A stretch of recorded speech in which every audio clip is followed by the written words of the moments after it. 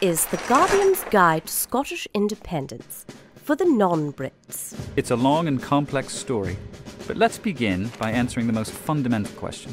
Where is Scotland anyway? The country of Scotland is right here, at the top of the island of Great Britain, the crazy hat worn by the bearded troll who appears to be looking west toward Ireland and laughing. On Thursday the 18th of September, the people of Scotland will vote to decide whether or not it will become a country in its own right. But wait, I hear you ask, didn't you just call Scotland a country? Isn't Scotland already a country? The definitive answer to that question is sort of.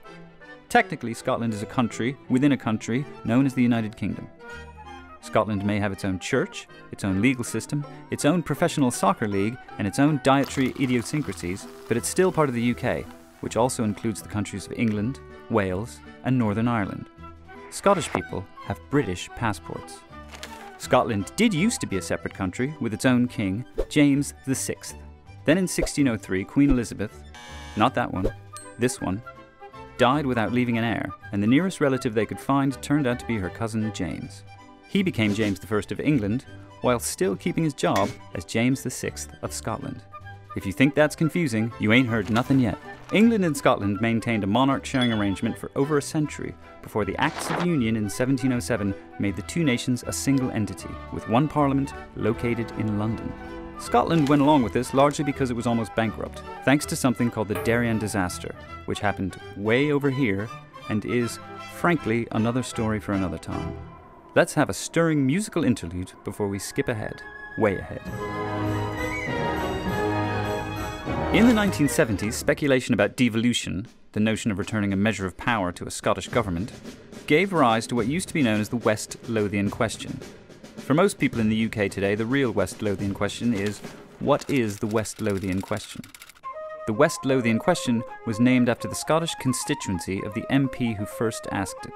To paraphrase, he basically posited a world where Scotland had its own regional parliament, but also continued to send representatives to the British Parliament in London.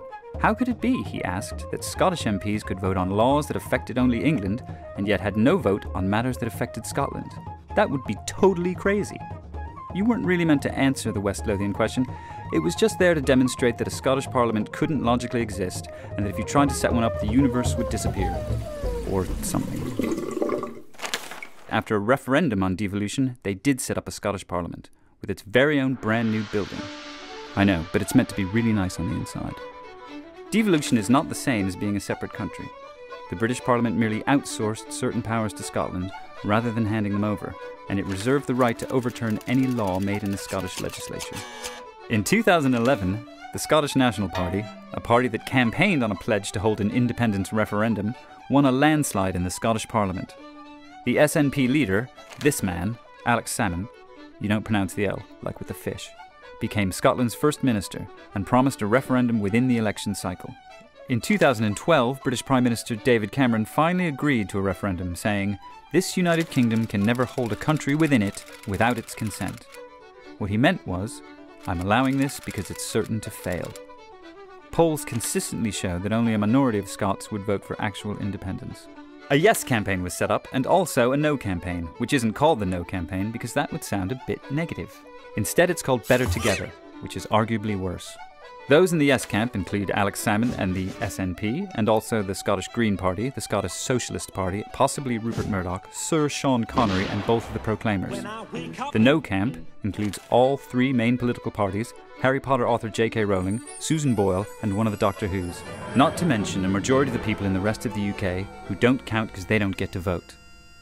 Those conspicuously offering no opinion include Andy Murray, Billy Connolly, and the Queen. Never.